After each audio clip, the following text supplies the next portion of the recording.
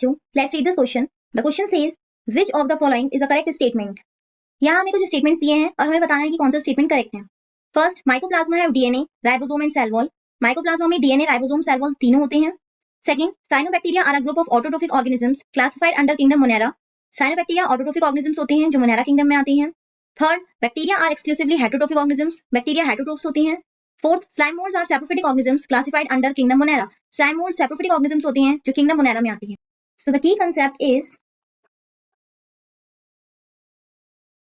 classification of characteristics of organisms। तो यहाँ पर कैरेक्टरिस्टिक्स दी हुई हैं ऑर्गेनिजम्स की, बेसिकली जो मोनेरा एंड प्रोटिस्टा किंगडम की होती हैं उनकी कैरेक्टरिस्टिक्स दी हुई हैं। फर्स्ट स्टेटमेंट में कहा है कि माइकोप्लाज्मा में DNA, ribosome and cell wall तीनों होते हैं। This is incorrect. Why? Because mycoplasma क्या होता है? It is a smallest bacteria, सबसे छोटा होता है ये, विच लैक सेल वॉल। इसमें सेल वॉल नहीं होती है। वैसे तो हर एक बैक्टीरिया में सेल वॉल होती है, जो कि किसकी बनी होती है? पेप्टिडोग्लाइकन की बनी होती है, लेकिन माइकोप्लाज्मा में सेल वॉल नहीं होती। दे लैक सेल वॉल, इनमें सेल वॉल नहीं होगी, जिससे क्या होता है? which makes them resistant to antibiotics that target cell wall synthesis।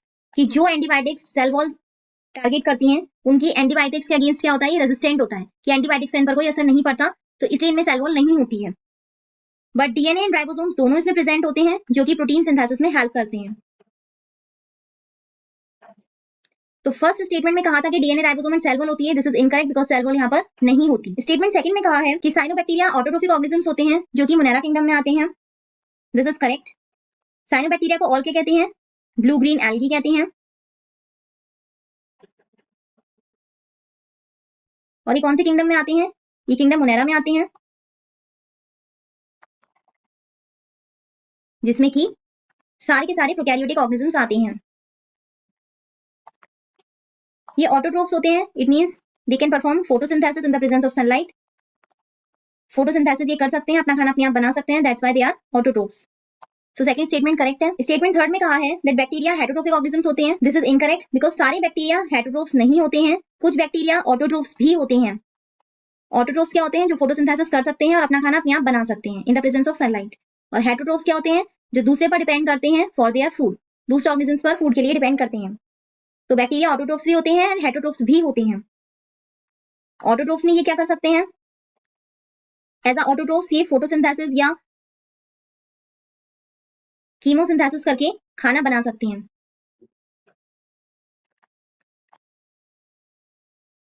कुछ बैक्टीरिया पैरासिटिक भी होते हैं, कुछ सैप्रोफिटिक होते हैं, कुछ सिम्बायोटिक होते हैं। तो बैक्टीरिया हर तरीके से हो सकते हैं।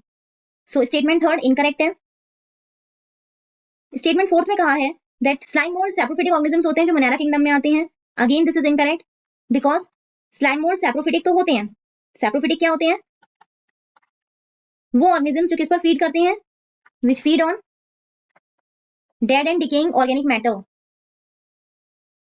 जो सड़ा हुआ खाना होता है, डिकेड होता है, उस पर ऑर्गेनिक मैटर पर ये फीड करते हैं। तो स्लाइम मोल्ड सैप्रोफिटिक होते हैं। बट ये किस किंगडम में आते हैं? किंगडम प्रोटिस्टा में आते हैं, किंगडम मोनेरा में नहीं आते हैं। ये फंगस की तरह प्रोटिस्टा होते हैं, not Monera. So statement fourth भी इनकरेक्ट है। So the final answer is B. Cyanobacteria are a group of autotrophic organisms classified under kingdom Monera. Hope you understood it well. Best of luck.